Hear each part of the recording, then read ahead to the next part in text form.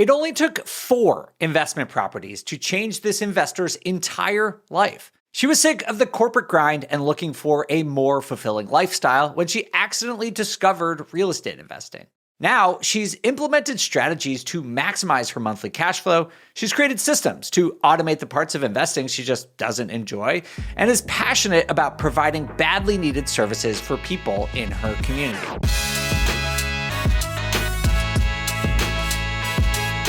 Hey everyone, I'm Dave Meyer, head of real estate investing at BiggerPockets, where we teach you how to achieve financial freedom through real estate investing. Today's guest on the show is Antoinette Munroe, an investor operating in Florida and Georgia. You may have heard her on the pod a couple of years ago, back on episode 710. And we're bringing Antoinette back because she's a great example of how you don't need some massive portfolio to change your entire life. Like I said at the beginning, she only owns 4 properties, and she aspires to stay small and mighty instead of growing to dozens or even hundreds of units. Antoinette and I are going to talk about how she first dove into real estate after learning that there is another path besides working that traditional career for 40 years, the strategies she's using today to create multiple cash flow streams from each new property she buys, and why her next investing strategy is based all around the places she likes to vacation. Let's bring on Antoinette. Antoinette, welcome back to the BiggerPockets podcast. Thanks for joining us again. Thank you very much for inviting me back, Dave. Happy to be here. I want to start at the beginning here. Tell me a little bit about where you were in your life when you started thinking about investing in real estate for the first time. Well, I wasn't thinking about it. This happened unintentionally. I was at a wedding, being introduced to the wedding guest by one of my neighbors as a budding real estate investor. And then I remember looking over to my boyfriend being like, I think I got to become a real estate investor. Let's figure out what that is. Why would they introduce you that way? Well, I had bought a house in the neighborhood, and I walked around and knocked on my neighbors' doors to get to know them. And I used some contractors that was referred to me by one particular neighbor. He was a real estate investor. And when I finished the house and then put it on Airbnb and was just kind of checking in with him and telling him the things that I was doing, he was like, oh boy, your real estate portfolio is starting. I think you're going to be a great investor. And I was like, okay. I guess if the shoe fits, right? Yeah, it's like you're already doing the work of an investor. You just didn't call yourself that at that point. I had no idea. So I had to reverse engineer that project to understand what being a real estate investor meant and what I had done.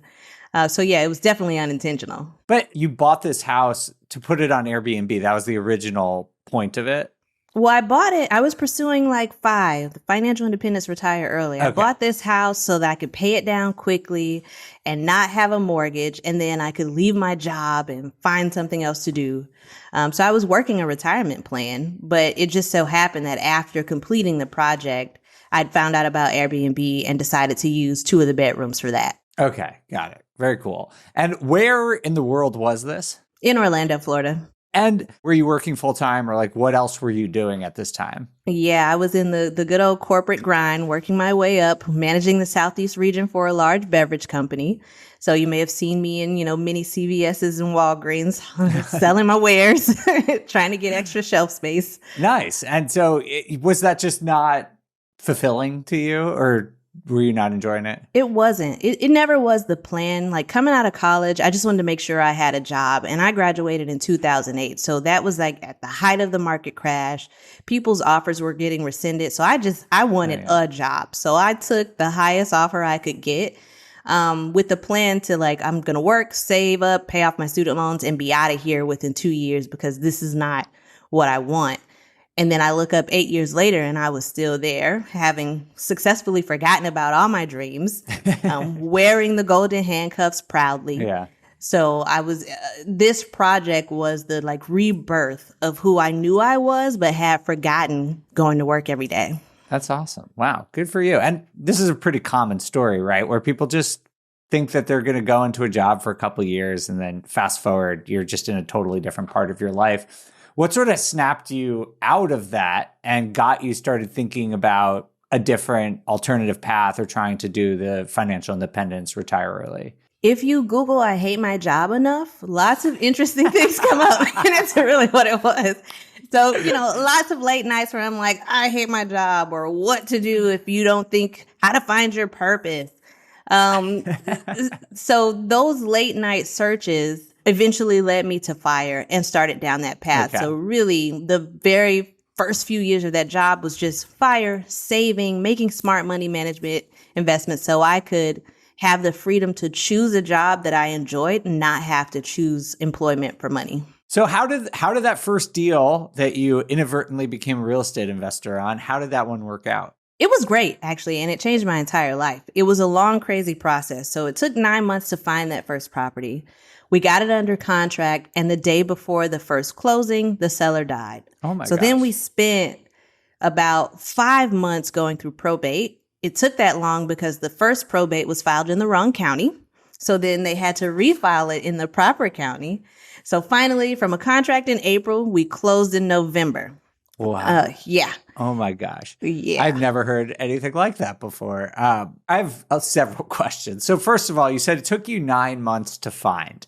I think that's, this is a common challenge that people have, especially when they're trying to find their first deal. And especially in today's day and age when it is hard to find deals. So, what was the process you were going through and how did you stay disciplined and focused through a long search for your first deal? It was the standard process. And at the time, I'm just a regular person, right? I'm looking for a home to live in an area that I want to be in. Mm-hmm. So I was being picky, but I also needed it to be like rehabable because I knew I didn't want to spend too much and I wanted to make it my own.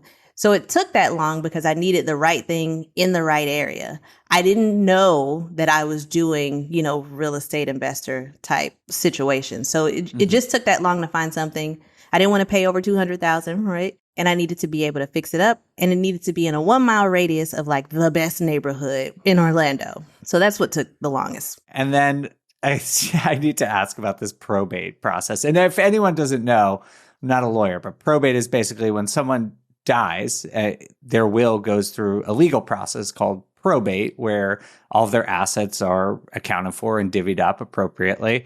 But it sounds like you had a contract with someone who passed away. And so because they passed away, you had to wait for this entire probate process to go through. It sounds like twice through 2 different counties. And in the midst of that, there were rate locks. So every time the rate was extending, I was getting charged additional for the rate lock. So the cost was going up.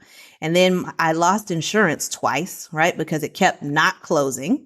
And so my insurance guy was like, well, I'm out on this deal. So I had to, in the end, change lenders by the time we actually closed so that I could get rid of all those fees from the initial rate locks and find new insurance. And did they hold your earnest money that whole time as well? They did. Yeah.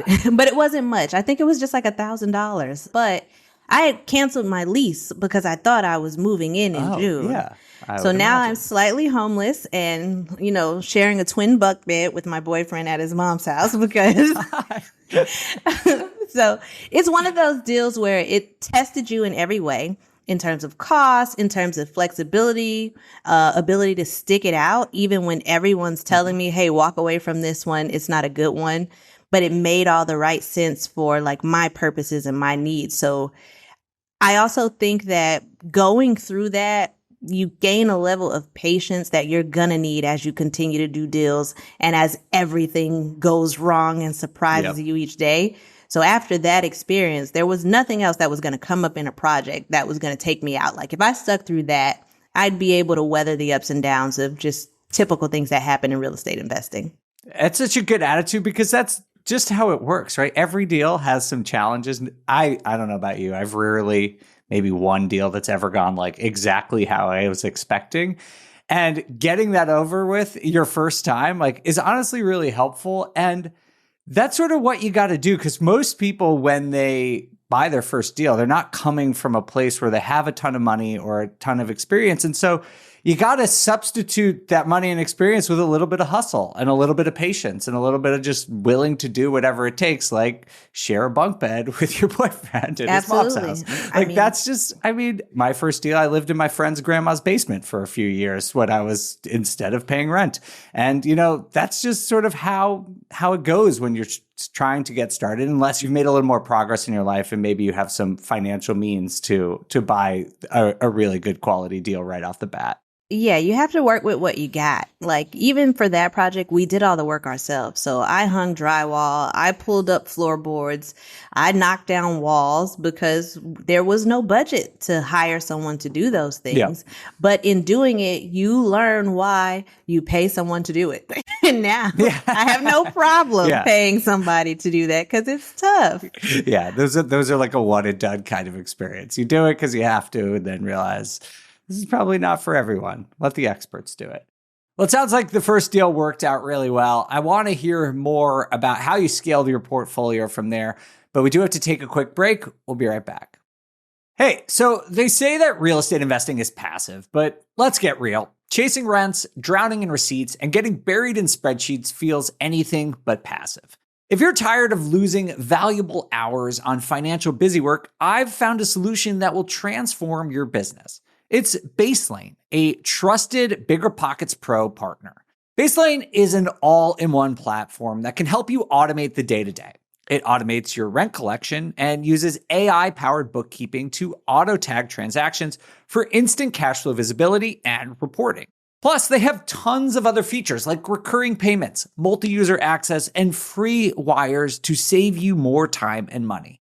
Spend less time managing your money and more time growing your portfolio. Ready to automate the busy work and get back to investing? Baselane is giving BiggerPockets listeners an exclusive $100 bonus when you sign up at baselane.com/BP. Antoinette, tell us what happened from there. Did you catch the bug immediately? Did you really like how that first deal played out for you? Yes, I did. One, the rehab was gorgeous because, I did it.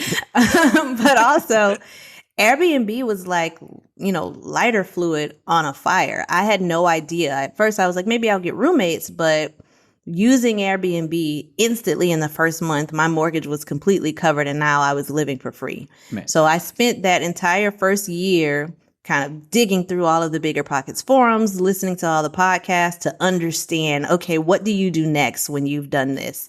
I learned about house hacking. I realized that that's what I was doing, but then also the BRRRR strategy.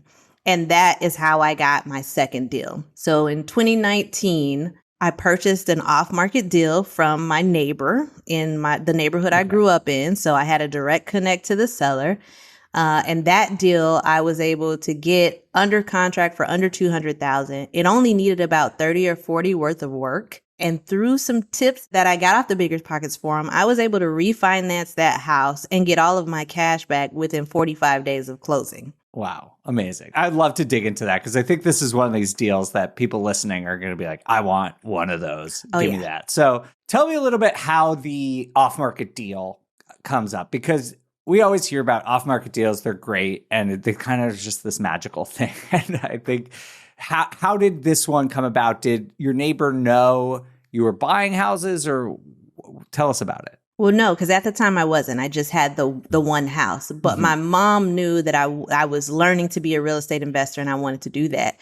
So talking to her one day, she mentioned, hey, the neighbor across the street, she's planning to move to Georgia to be with her kids because she's getting older. And I was like, I know what this is. I heard that podcast. This is a wholesale deal. So I was like, give me her number. I'm going to call her. And so I called her, found out what she was interested in doing. I went through all of the steps of the things that I learned about from a wholesale deal. I was not a good negotiator. So I was just like, what is it that you want for it? I'll agree to that because the numbers worked out. Yeah, which is kind of a win-win situation, right? Yeah. And so she still talked to a couple different wholesalers and I explained to her, I was like, they're going to give you offers, then they're going to come and look at it, and then they're going to whittle that offer down based on the expenses that they have. So they'll do whatever to get you under contract. But ultimately, I think I was able to get that deal because of the personal relationship, and she was getting the price that she wanted, and that was enough for her. So it's one of those, sometimes right place, right time. You never know when that deal will come, but if you're putting out what you're interested in or what you're looking for, then people usually try to help. So I told my mom I want to be a real estate investor. I want to buy more properties. Yep. So anytime, now her ears are open when she hears about opportunities, she's going to think of me and give me a call. Well, I love that. Good for you. That's an amazing story about sort of this combination of like serendipity and circumstance, but also being prepared for it. Yes. Yeah. If I hadn't been listening to the podcast, if I hadn't been doing the research and understanding, that opportunity would have came and I wouldn't have known what to do with it or how to actually make it work. Yeah, your mom would have said, hey, our neighbor's moving. You've been like, oh, cool. I hope they enjoy Georgia. Like you wouldn't have been thinking about how could you potentially create a mutually beneficial situation for yourself and for this person.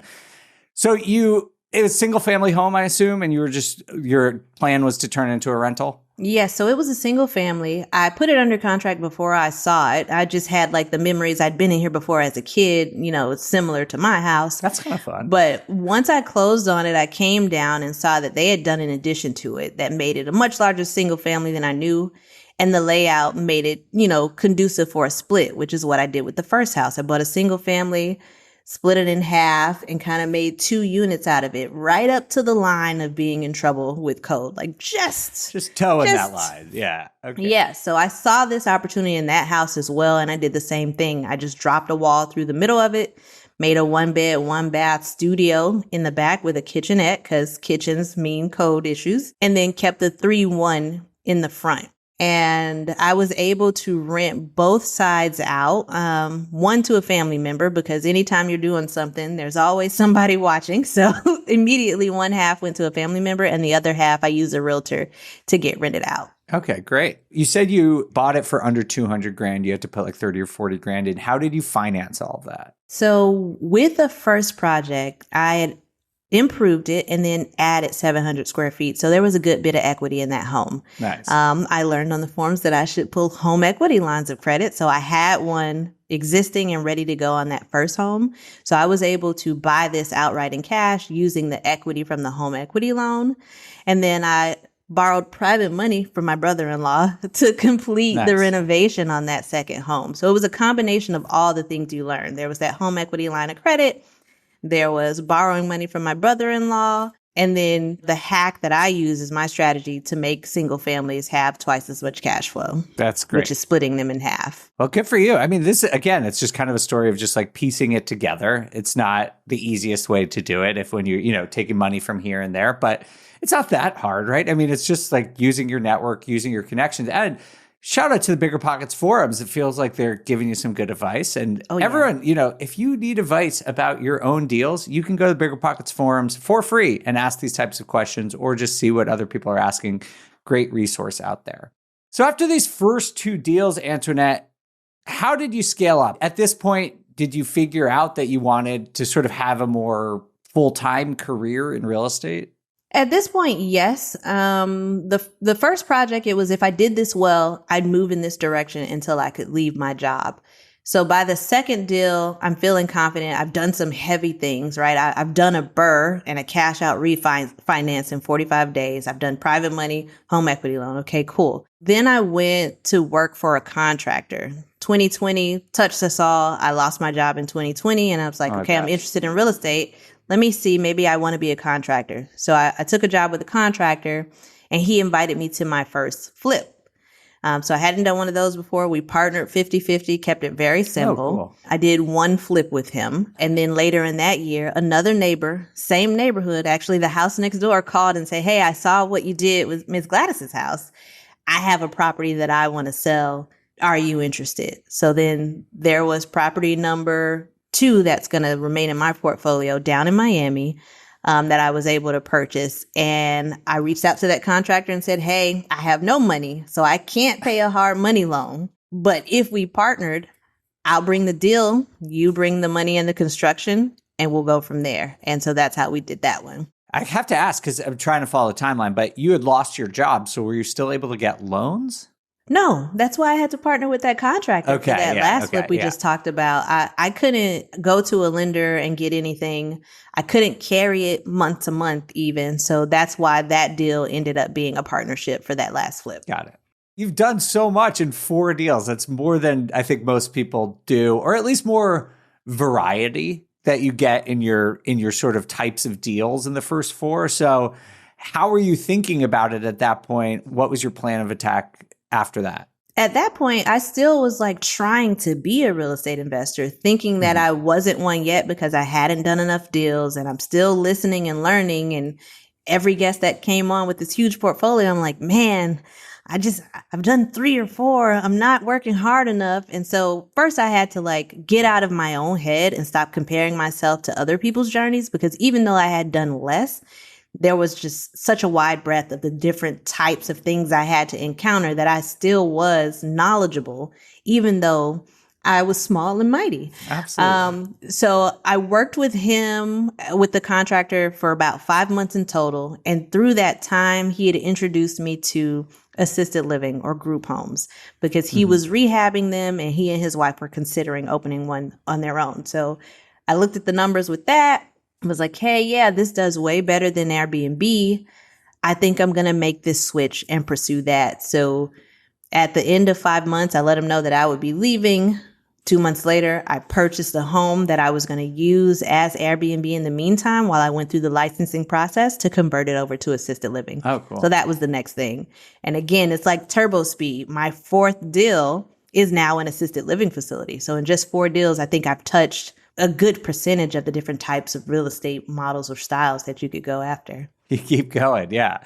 Assisted living comes up a lot on the show recently because I think the demographics of it just make a lot of sense, right? Like there's just a need for it and there's not enough supply, but it seems hard. What was that licensing process like? The licensing process for the end result is almost too easy, right? Like I just filled out paperwork. And let me clarify, within the states, there may be a couple different agencies. So people use like assisted living as a overarching moniker. But there are different agencies involved with licensing, and these agencies serve different populations. So specifically for me, I serve adults that were born with a developmental disability. Okay. And so that's the Agency for Persons with Disabilities in Florida. Their licensing process, it's free to apply. It's a lot of paperwork, but that's all it is. And you don't have to have like a college degree. You could have a GED or a diploma and still be able to apply. So once you complete the application, the hardest part is finding the application on their website and understanding the additional documents that you have to go through. So for that, I reached out to a consultant and had them help me prepare that application. Wow. That sounds not that hard. And then what is the operations like though? That's a different beast. Now, You're beyond real estate investing at this point. It touches it, but the moment you reach that threshold, you have now crossed over and you're now owning and operating, in our case, a medical facility because we provide 24-hour nursing care. Yeah. So you learn medical terminology. You learn the tenets of HR because now you have to hire and staff and schedule. Wow. You're doing inventory, you're maintaining medical supplies, you're going to doctor's appointments. So it's a whole nother world now. Yeah. The path that led me here was real estate. Is it worth it? Oh, 100%. Yeah. On all fronts, right? Just from the numbers perspective, there is nothing else I was going to do with that property to generate this level of revenue at all, hands down. It doesn't matter how sexy your Airbnb is, you're not beating this. But 2, what I'm doing is necessary and purposeful, right? Like I know that every effort I make is improving the life of an individual that 1, can't make those efforts for themselves. And 2, based on what you see in the industry, there is not a lot of effort placed for these individuals in terms of the quality of their home or the quality of care. So everything that I do has like this massive impact for the individual, for the families, for the staff involved. So it goes far and beyond like I make 6 figures or I make this much at this job and this is my title. This is now like path aligning with purpose or purpose to path or however you say it. It's probably the greatest thing I could have ever done that I never knew that I was going to do or ever thought I wanted to do, but I'm here. Oh, good for you. I could just see it on your face. Like you seem so genuinely passionate about this. And it's just another example. I think this story is so inspiring because even before that, throughout your career, you've just found win-win situations. And, you know, I think real estate investors sometimes get a bad knock for being greedy or just, people don't like landlords a lot of the time, but like you've just demonstrated at each step in your career, ways that you are helping other people while also creating a profitable and meaningful business for yourself. So to me, that's like the ultimate, no matter what size of portfolio you have, whether it's 2 properties or 200, like if you can accomplish that, man, you're doing pretty well for yourself. So congratulations. Yeah. And you have to make peace with that because like you'll want to do what everybody else is doing. You'll want to play like the big boys. You'll want to be able to say I have 100+ doors, But ultimately, if what you're doing is not what truly resonates with you, it's not what's coming organically, it's not going to be sustainable, it's not going to be fulfilling.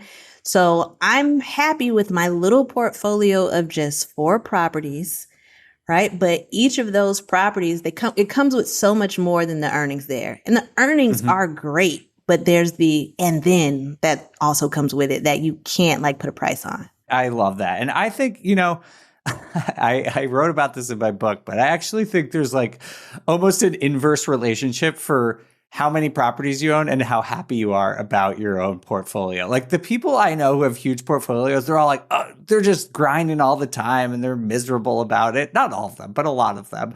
Whereas like, I don't have a massive portfolio. I'd say I have a medium-sized portfolio and like, I'm chilling. I'm fine.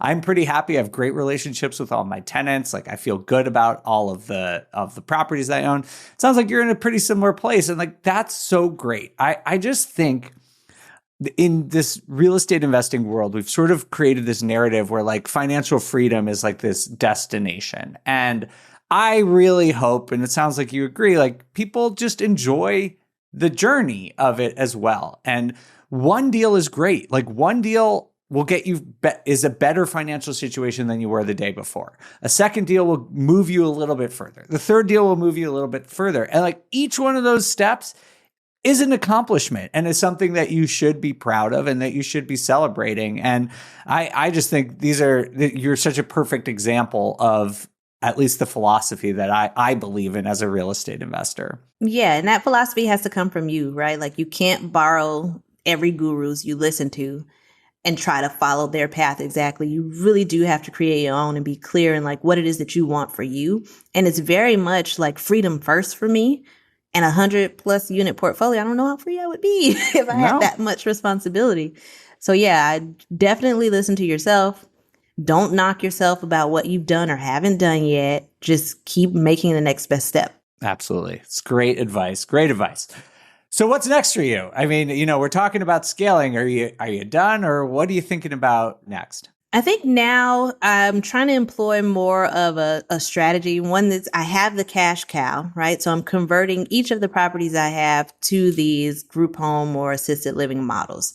So it takes that one property and makes it perform as if that one property were a portfolio of 50 to 100 units based on the income that we earn from it. So from there, I want to reinvest in like stocks, other things. I may attempt to get some commercial, but my real estate investment moving forward would involve things that could be truly passive, right? Mm-hmm. Things I can put the money into or buy and have under a management team so that I'm not doing the day-to-day.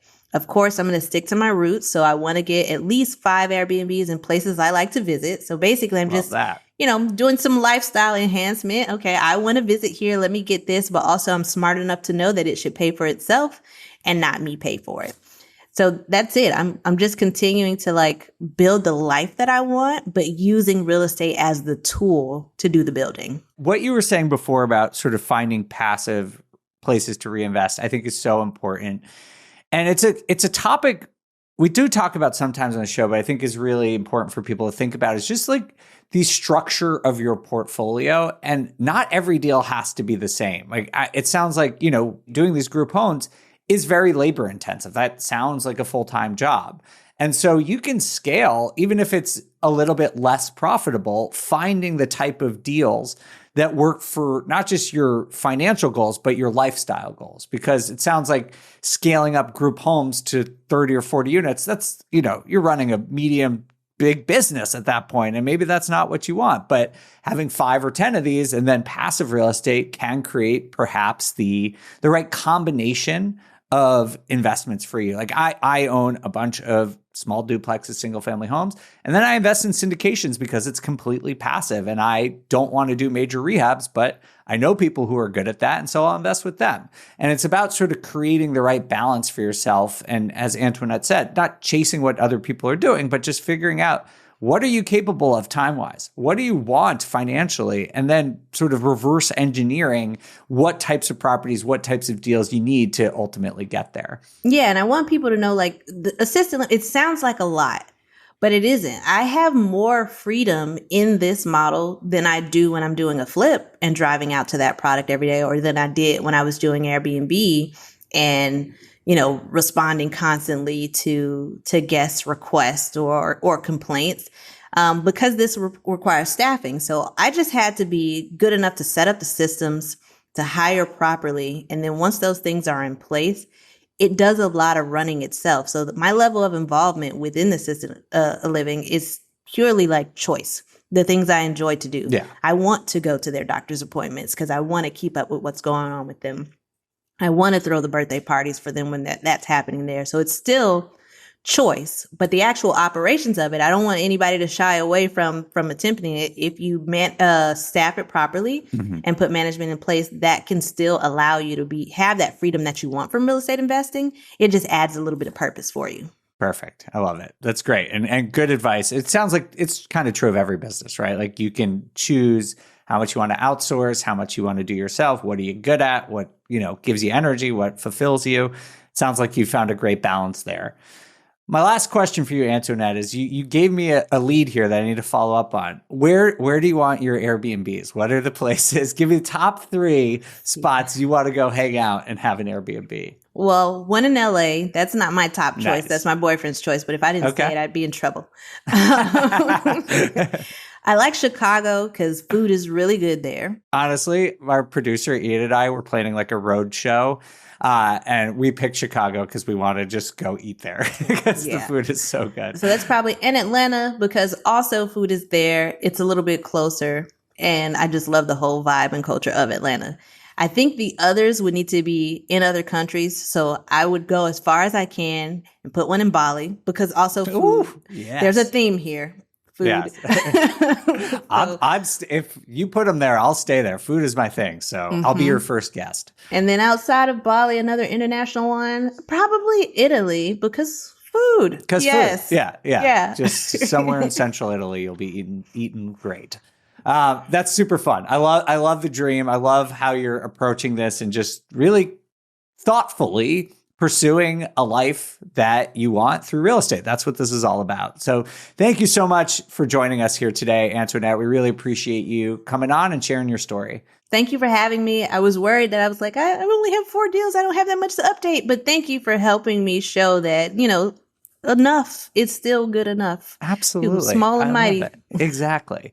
Well, thanks again, Antoinette. And thank you all so much for listening to this episode of the BiggerPockets podcast. We'll see you next time.